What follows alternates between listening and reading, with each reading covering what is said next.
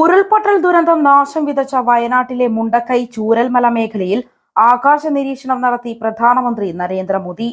വ്യോമസേനയുടെ ഹെലികോപ്റ്ററിലാണ് അദ്ദേഹം ആകാശ നിരീക്ഷണം നടത്തിയത്. ഇതിനുശേഷം കൽപ്പറ്റയിലെ SKJM സ്കൂൾ മൈതാനത്തെ ഹെലിപാഡിൽ ഇറങ്ങിയ മോദി അവിടെ നിന്ന് റോഡ് മാർഗം ദുരന്തമുണ്ടായ ചൂരൽമലയിലേക്ക് തിരിച്ചു.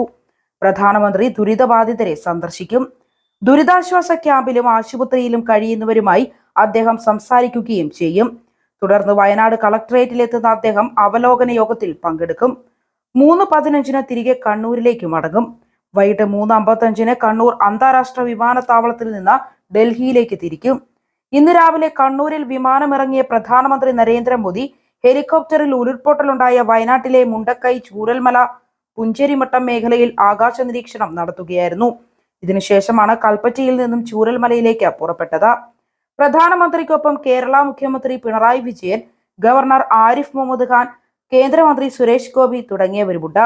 ആകാശ നിരീക്ഷണം പൂർത്തിയാക്കിയ ശേഷം ഉച്ചയ്ക്ക് 12:15 കൽപ്പറ്റ SKJM സ്കൂൾ ഗ്രൗണ്ടിൽ ഹെലികോപ്റ്റർ ഇറങ്ങിയത്. 2 ഹെലികോപ്റ്ററുകളാണ് കൽപ്പറ്റയിലെ ഹെലിപാഡിൽ ഇറങ്ങിയത്. തുടർന്ന് 12:25 റോഡ് മാർഗം കൽപ്പറ്റയിൽ നിന്ന് ചൂരൽമലയിലേക്ക് പുറപ്പെട്ടത്.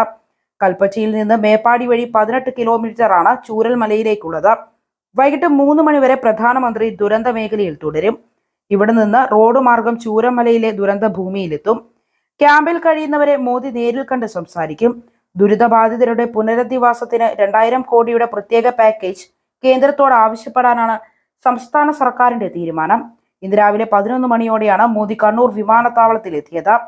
ദുരന്തത്തെ അതിജീവിച്ച് പരിക്കേറ്റ് ചികിത്സയിൽ കഴിയുന്നവരെയും പ്രധാനമന്ത്രി നേരിൽ കാണും.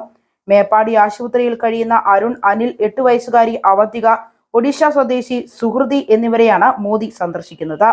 ചെളിക്കൂനയിൽ അകപ്പെട്ട് മണിക്കൂറുകൾക്ക് ശേഷം രക്ഷാപ്രവർത്തകർ രക്ഷിച്ചയാളാണ് അരുൺ. നട്ടലിന് പരിക്കേറ്റ് ചികിത്സയിലാണ് അനിൽ. 3 മണിക്കൂറാണ് മോദിയുടെ സന്ദർശന സമയം. കേന്ദ്രമന്ത്രി സുരേഷ് ഗോപിയും പ്രധാനമന്ത്രിക്കൊപ്പം ഉണ്ടാകും. മുഖ്യമന്ത്രിയുമായി പ്രധാനമന്ത്രി ആശയവിനിമയം നടത്തും. ബേലി പാലത്തിലൂടെ നടന്നു പോകുന്ന പ്രധാനമന്ത്രി വിവിധ രക്ഷാസേനകളെ അഭിനന്ദിക്കും. ഇതിനുശേഷമാകും കളക്ടറേറ്റിലെ അവലോകന യോഗത്തിൽ പങ്കെടുക്കുക. പ്രധാനമന്ത്രി എത്തുന്നതിനാൽ തന്നെ സുരക്ഷാ കാരണങ്ങൾ കണക്കിലെടുത്ത് ദുരന്ത മേഖലയിൽ തിരച്ചിലുണ്ടായിരുന്നില്ല. താമരശ്ശേരി ചുരത്തിൽ ഗതാഗത നിയന്ത്രണം ഏർപ്പെടുത്തി.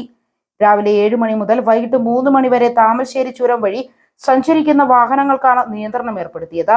കേരള മുഖ്യമന്ത്രി പിണറായി വിജയൻ, ഗവർണർ ആരിഫ് മുഹമ്മദ് ഖാൻ എന്നിവർ പ്രധാനമന്ത്രിയെ വിമാനത്താവളത്തിൽ സ്വീകരിച്ചു. കേന്ദ്ര പെട്രോളിയം വകുപ്പ് സഹമന്ത്രി സുരേഷ് ഗോപിയും മോദിക്കൊപ്പം ഉണ്ടായിരുന്നു. 2 ഹെലികോപ്റ്ററുകളിലായിട്ടാണ് വയനാട്ടിലെ ദുരന്തബാധിത മേഖലയിലേക്ക് പുറപ്പെട്ടത്. KK Shailaja teacher MLA, chief secretary doctor V Venu, DGP Sheikh Darvesh Sahib, ജില്ലാ collector Arun K Vijayan, city police commissioner Ajith Kumar, AP Abdullakutty, CK Padmanabhan തുടങ്ങിയവരും പ്രധാനമന്ത്രിയെ വിമാനത്താവളത്തിൽ സ്വീകരിക്കാൻ എത്തിയിരുന്നു.